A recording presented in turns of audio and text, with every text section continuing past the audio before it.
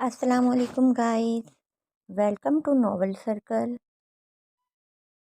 تو گائز آج ہم اپنے ناول کا 5 پارٹ سٹارٹ کرتے ہیں۔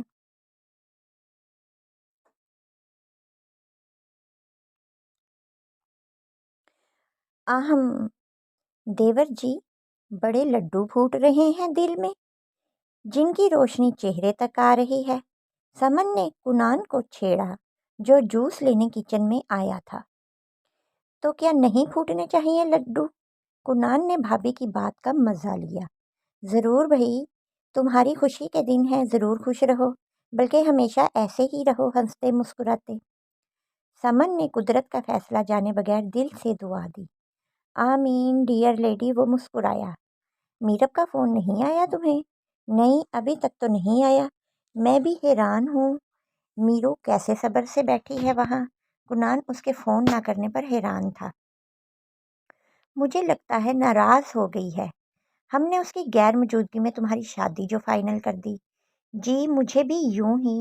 لو شیطان کو یاد کیا، شیطان حاضر۔ کنان نے ہنس کر کہا، کیا مطلب کنان نے سیل سمن کے سامنے لہرایا جہاں میرب کالنگ لکھا آ رہا تھا۔ چلو اچھی بات ہے، وہ مسکرائی۔ کنان نے کال اوکے کی اور کچن سے نکل گیا۔ یس مائی سویٹ سس، یاد آ گئی بھائی کی؟ کنان نے شوخی سے کہا۔ کیسے ہیں بھائی؟ میرب کی افسردہ سی آواز سنائی دی۔ فٹ، فریش سا جواب آیا۔ بھائی آپ لاہور نہیں آئیں گے کیا؟ میں تو آنا چاہتا تھا پر بی جان نے منع کر دیا۔ کیوں، میری گڑیا اداس ہو گئی ہے کیا؟ کنان نے پیار سے پوچھا۔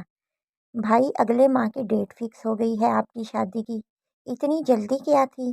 کیوں تمہیں خوشی نہیں ہوئی کیا؟ تمہاری سہیلی پرماننٹ تمہارے گھر آ جائے گی، یہی چاہتی تھی نا تم بھی؟ کنان نے حیرت سے اس کے افسردہ لہجے پر پوچھا۔ ایسی بات نہیں ہے بھائی، میں خوش ہوں، میں گھر آنا چاہتی ہوں، آپ پلیز ڈرائیور بھیج دیں 1-2 دن میں، تمہاری کلاسز میں کور کر لوں گی، آپ بس ڈرائیور بھجوا دیں پلیز۔ اوکے سویٹی، میں بھجوا دوں گا، تم اپنا خیال رکھنا ہاں۔ جی بھائی، خدا حافظ خدا حافظ۔ کنان میرب کے اترے لہجے کی وجہ سے سوچنے لگا۔ کنان روم میں آیا تو دریا روم میں موجود نہ تھی۔ وہ مسکراتا ہوا الٹے قدموں واپس مڑا۔ السلام علیکم مسز دریا۔ کنان نے اسے ٹیرس پر کھڑے دیکھا تو پاس آ کر بولا۔ دریا چاند پر نظریں جمائے کھڑی رہی۔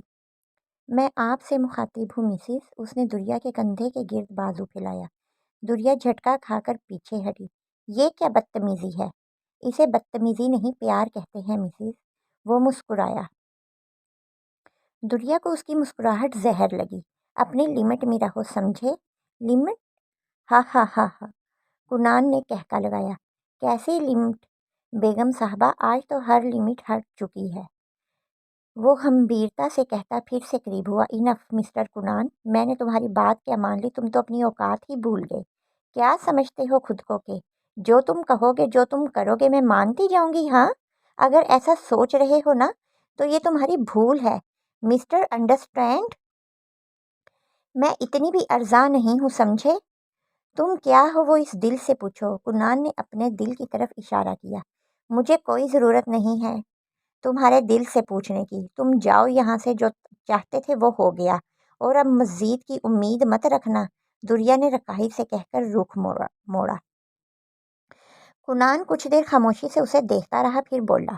دریا تمہاری مرضی، تمہاری خوشی سے بڑھ کر میرے لیے اور کچھ نہیں ہے، اس لیے تم بے فکر رہو، میں ہرگز تم سے کوئی زبردستی نہیں کروں گا، اس لیے ہر طرح کے وسوسے دل و دماغ سے نکال کر زندگی کو گزارنا سیکھو۔ میں منتظر رہوں گا، محبت میں زبردستی اچھی نہیں ہوتی، جب تمہارا دل چاہے تب میری ہو جانا۔ ہوں منتظر، اب قیامت تک منتظر ہی رہنا، سمجھے؟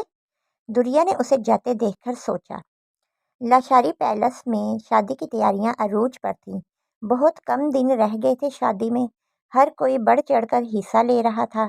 لاشاری خاندان کے آخری بیٹے کی شادی تھی، اس لیے بی جان نے دور و نزدیک سے مہمان مدعو کیے تھے۔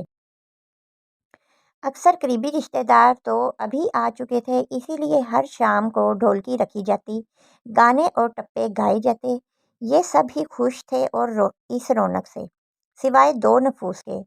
وہ دو نفوس حقیقت سے جو آگاہ تھے، اسی لیے خوشی سیلیبریٹ نہیں کر پا رہے تھے۔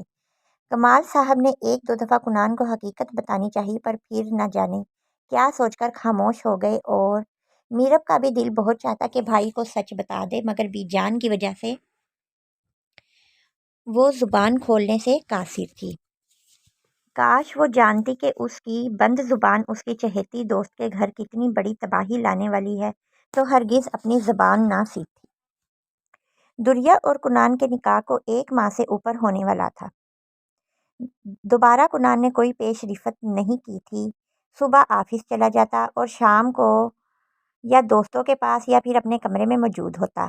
اس کی روٹین میں کوئی فرق نہ آیا۔ اس تبدیلی سے وہ ابھی بھی خوش تھا۔ جسے چاہا تھا اس کا نام اپنے نام کے ساتھ جوڑ چکا تھا۔ وہ اس کی تھی اب ہمیشہ کے لیے۔ فاصلے تھے تو کیا ہوا، وہ اسی کے گھر میں اسی کی نظروں کے سامنے تھی۔ کنان کو اور کیا چاہیے تھا؟ وہ یہی تو چاہتا تھا کہ وہ اس کے آس پاس رہے، اور وہ موجود تھی اپنی تمام تر خوبصورتی اور معصومیت کے ساتھ۔ اس لیے وہ خوش تھا، بہت خوش۔ اکثر اپنے پاگل پن پر خود ہی ہنس دیتا تھا۔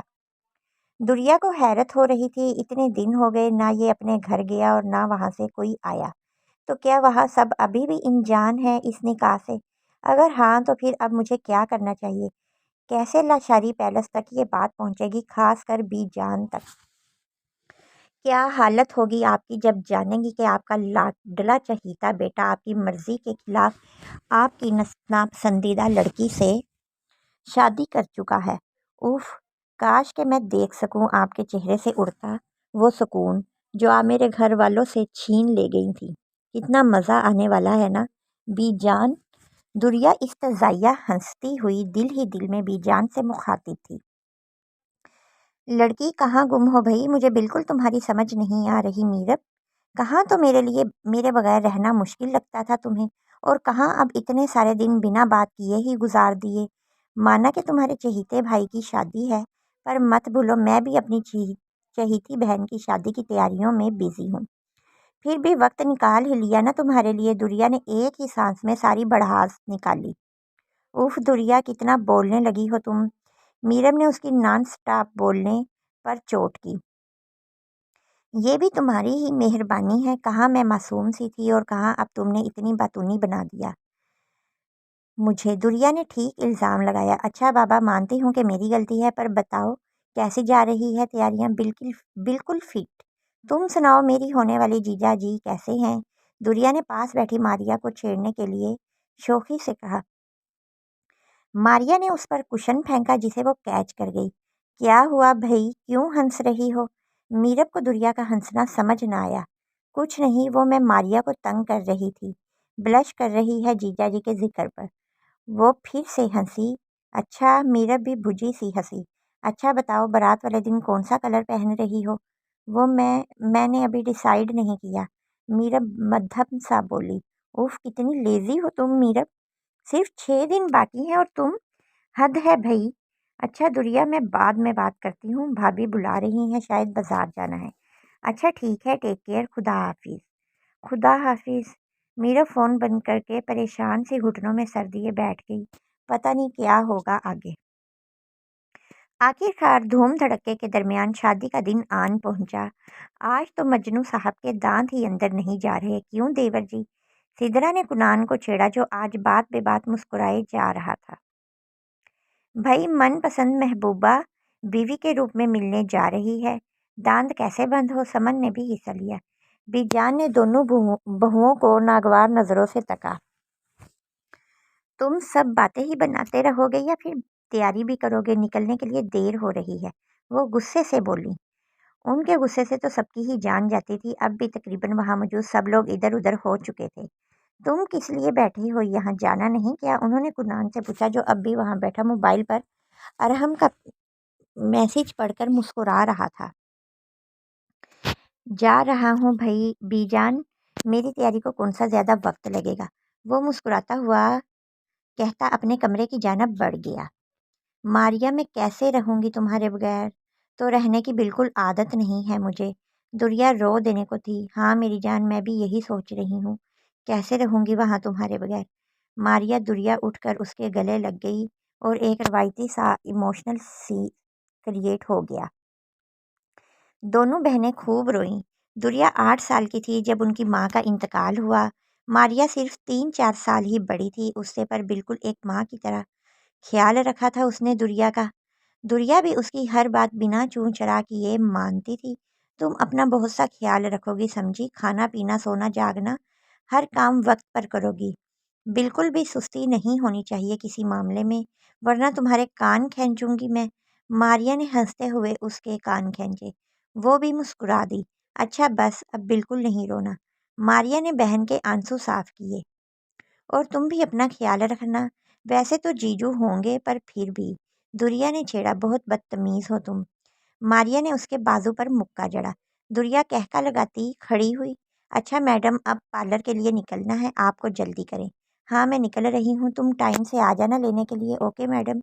दुरिया दिल पर हाथ रखकर झुकी। कमरे में दोनों बहनों की हंसी गूंजी। ये उन दोनों बहनों की आखिरी तवील और जाती गुफ्तगू थी।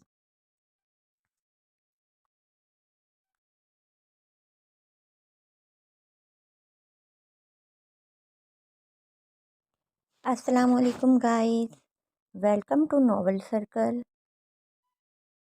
तो गाइस, आज हम अपने नोवेल का 5 पार्ट स्टार्ट करते हैं।